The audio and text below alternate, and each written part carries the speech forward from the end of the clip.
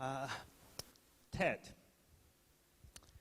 When I first heard of the name TED, it was actually a very important day in my television career. I was going to attend the Jay Leno's show recording at the NBC studios in Burbank, California for the first time. So I'm sitting outside a small cafe in Burbank, enjoying a nice weather, waiting for the show recording to start, having a small talk with a stranger. Now, I was saying to him how thrilled and excited I was about an opportunity of being able to attend the show recording and then meeting with the writers and producers of the show, and then in the future to be able to host that format back in Georgia. Now, he was saying to me how thrilled and excited he was because he had been nominated to speak at TED. And I said, "Oh, that sounds interesting, but can you tell me what TED is?" And he said, "Well, TED is," and then he said, "Never mind. If you don't know, never mind." Right after that conversation, I went to have another coffee. So I go to the coffee machine desk, and right next to it, I noticed the sign. The sign said, "Helium balloons, $2 each." I recalled some of my favorite moments from the US comedy television, and that's where I saw an opportunity for humor. So I go to the guy and say, "Can I have another coffee?" And he says to me, "Sure. Do you like anything in it?" And I said, "Yes, sir. I'd like some helium." Now, the guy looks back at the sign and then looks back at me and says, "That's only for balloons, Now, from today's perspective, I can see that all the three of us, all the three main characters of that story, the TED guy, myself, and the coffee guy, we're living in three completely different worlds, in our predefined subjective truths, in our predefined subjective realities that collided into a small cafe in Burbank. And cultures do that, right? Cultures help us predefine the paradigm through which we see and make sense of the world around us. So let's talk about cultural differences. Now, in the process of getting prepared for this presentation, I posed three very simple questions up front. I asked, when we talk about cultural differences, are we really different? Or are we the same? Or are we different and the same?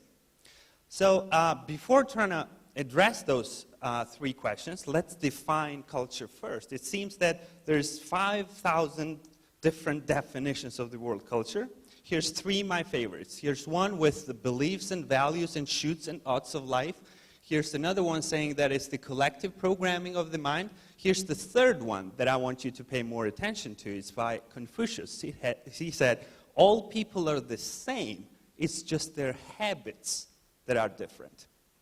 And we measure different cultures, right? There's 5 different dimensions by Hofstede, and there's millions of other dimensions. I'm sorry for putting too much text on one slide, but I'm just underlining how much research has been done, especially in the direction of how different people are. And of course we're different. There is no question about it. Everything's seemingly different about the cultures. Our rituals are different. Our symbols are different. Our languages are different in the first place. In a Georgian culture, it's acceptable to be late for appointments, as in many other cultures in the world. And the language depicts that. In Georgian language, we say, "I'm late because avtobusma gamastro." The Georgian audience understands what I mean by that. So in English we say, "I missed the bus," so it's my own responsibility that I'm late. But in Georgian language, we blame it to the bus. The literal translation of the sentence would be, "The bus was too fast to be caught." We blame it to the bus, not even to the bus driver, the bus itself. See how different we are? On the other hand, however, you have noticed that in certain situations, no matter which culture we're coming from, or no matter which language we speak, we behave so similarly, especially in the direction of taking technological developments for granted. On airplanes, for example, instead of appreciating the whole notion of being able to partake in a miracle of flying, what do we do when we are on airplanes? Do we go like, oh my God, such a great thing, I'm flying, I'm flying, I'm flying? No. Instead, we complain about the things like, oh, this chair, it doesn't go back a lot, I need more space. And I'm there thinking, come on, man, you're sitting in a chair in the sky. What is it that you're complaining about? So we're so similar in that regard. Now, there is a certain direction of the research in cultural studies suggesting that human values, most of the human basic values are universal. It's just the ways we express those values that are different. And I believe that's true. And that pretty much goes back to what Hofstede says about people. All people are the same. It's just their habits that are different. Respect to the elderly, for example. My Turkish friend always stands up when his father's entering a room. Now, because of the fact that I'm not standing up when my father's entering a room, do I respect my father less? No, I think the value of respecting the elderly is the same. I just express it differently. I'm financing my father's trip to Spain this summer. And, thanks to online banking, I can transfer the money to his account while seated. I don't need to stand up. Now, we can laugh about those cultural differences, and my experience backs me up on this. It's always a perfect source for comedy. And I lead the television production studio that produces mainly comedy television programs, and I lead the writers team. And we've got like 35 different specific formulas, by the way, to write for comedy television programs. And by the way, that can be learned. On the surface, it seems that you either do or don't have a sense of humor. There are ways that you can learn how to write for comedy television programs. But that's a completely different TED Talk. I hope to share that talk at the TED 2014. But going back to the stereotypical cultural humor, there's one example. Heaven is a place where mechanics are German, cooks are French, lovers Italian, and all is organized by the Swiss. Right? Hell is the place where mechanics are French, lovers the Swiss, and all is organized by the Italians. Now, here's another example, too, from one of my favorite talk show hosts, Craig Ferguson. He said, when you look at America, the stereotype of America is that people are having party in America. It's that's America.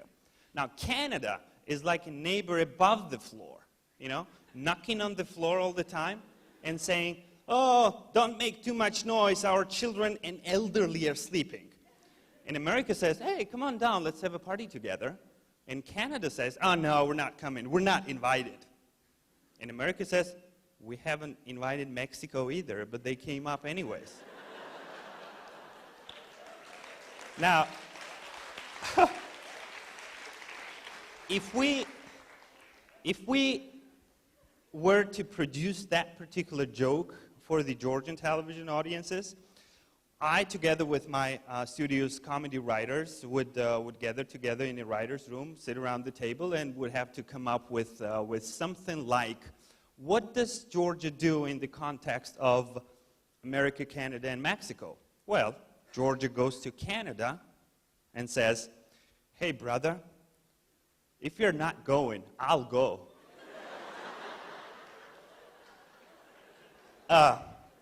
Another example. There was a competition among journalists worldwide, and the assignment was to come up with an article about elephants. And we could observe some of the cultural characteristics right in the titles.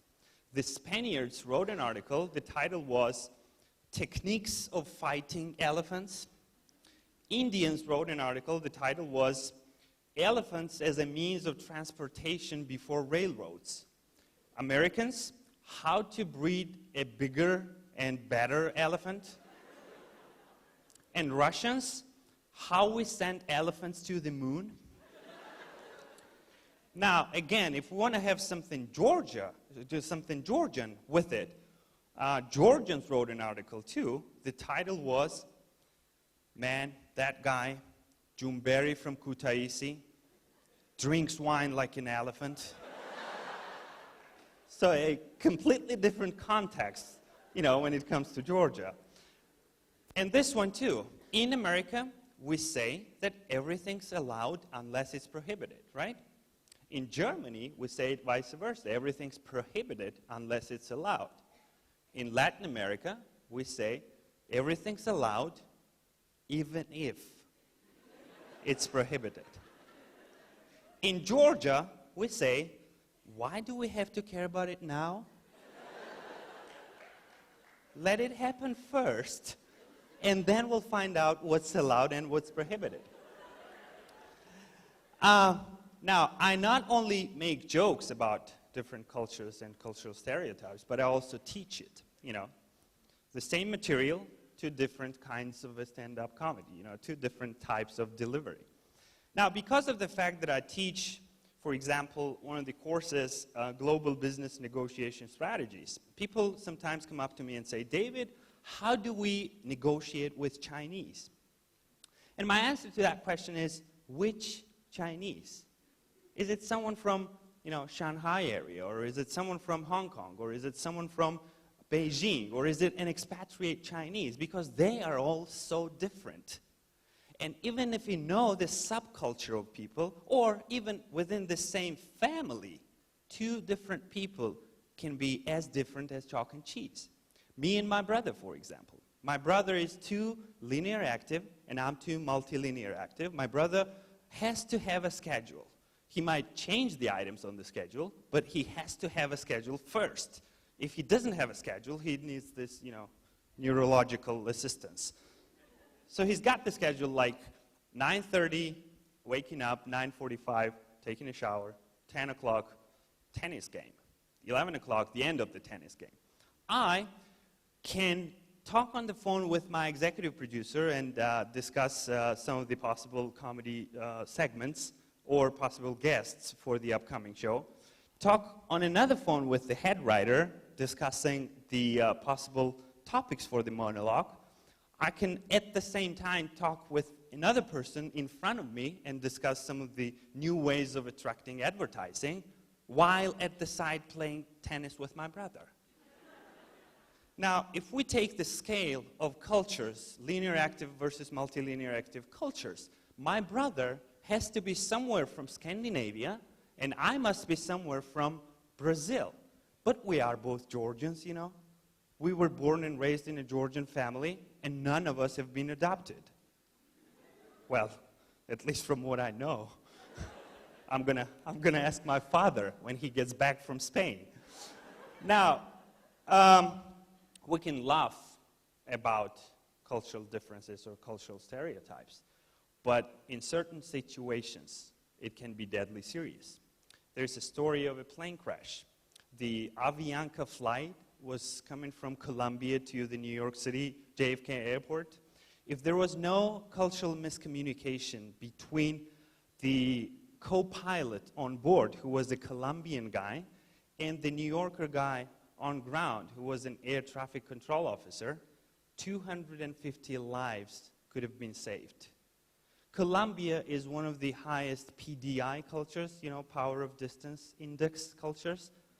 So the Colombian guy had said something like, our coordinates are this and this. On air, by the way, we're running out of fuel, which sounded like more of a passing comment to the New York guy rather than an emergency signal. Wars happen because of cultural differences. The most recent war Georgia had was the one with Russia. And we can talk a lot about, political implications of that war and the role of international communities and all that. But think of it this way. Soldiers died in that war. Just imagine a small family somewhere in the village in the mountains of Georgia, and family members get together over dinner table, if they can afford dinner, and talk about the plans for their son when he would get back from the army. But there is no more plans to talk about because their son died in that war. Now, can you imagine how hard it can be for a family? Now, can you really imagine how hard it can be for a family? Let me ask you this. Isn't that the same in Russia? Don't Russian mothers and fathers suffer in the same way when it comes to losing our loved ones? Now, going back to the three simple questions. Are we different? Or are we the same? Or are we different and the same? My definite answer to those questions is the following. I don't know. And this must be the most unexpected ending of the presentation. You're listening to this presentation for like 15 minutes already. The presentation that had 3 stupid questions up front, and I don't know is the answer. But I really don't know. What I do know, however, is that those kinds of differences create animosity. We tend to hate other people who behave differently from us. And that's true not only in terms of cross-cultural context, but also within the same culture. We tend to hate other people who are different. Here's a little something that we can do about it. Go to your email account and write an email to your enemy. Now, in the subject line, you type in 15 things I hate you for. I hate about you, right? And in the body of the message, you list those 15 things, right? This is an easy task so far, is it not?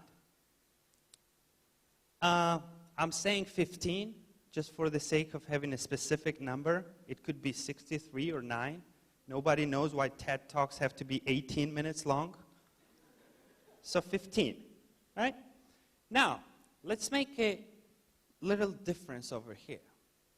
You might be thinking that you're too small to make a difference. And I think that whoever thinks that he or she is too small to make a difference has never been bitten by a mosquito. Mosquito's too small, too tiny. But the difference it makes with a single bite is huge, is it not? So let's make a little difference. You change the subject line, and you type in 15 things I forgive you. Don't send it yet. And don't change those 15 things. You know, in the body of the message, those 15 things are 15 things. And think about it now. Now, we have made a small difference, have we not? But think about it. If there was no those 15 things, would you have learned 15 things about life? Or would you have grown up as a person? So now you go back to your email and change the subject line again. And you type in 15 things I thank you for. I think now you're ready to press the send button.